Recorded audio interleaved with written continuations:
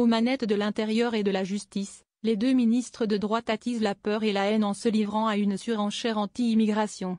Une guerre d'ego qui n'a d'autre objectif que de se placer pour la présidentielle. En plaçant Bruno Retailleau au ministère de l'Intérieur et Gérald Darmanin au ministère de la Justice, François Bayrou savait qu'il courait au-devant des ennuis mais il n'imaginait sans doute pas que cela arriverait aussi vite.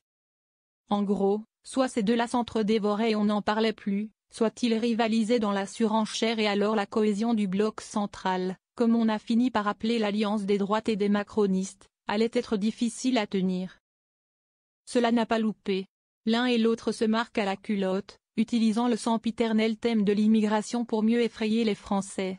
Et le pays tout entier doit subir cette bataille d'ego et d'ambition qui fracture le pays et abaisse le niveau des échanges politiques alors que la planète doit affronter des crises autrement plus sérieuses, climatiques, technologiques, géopolitiques et démocratiques.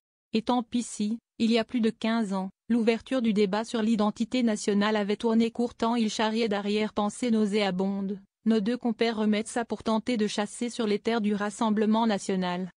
François Bayrou n'ayant pas le poids politique pour siffler la fin de la récré, étant lui-même sur la corde raide, suspendu au bon vouloir de Marine Le Pen, Retailleau et Darmanin ne sont pas près de s'arrêter.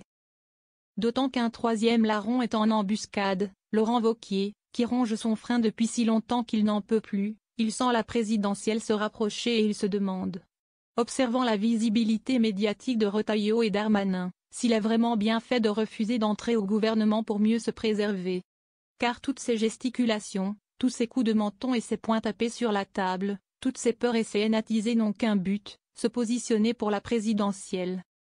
Lundi matin, le député RN Laurent Jacobelli a publiquement appelé Bruno Retailleau à rejoindre les rangs de Marine Le Pen tant les positions du ministre de l'Intérieur sont proches des siennes.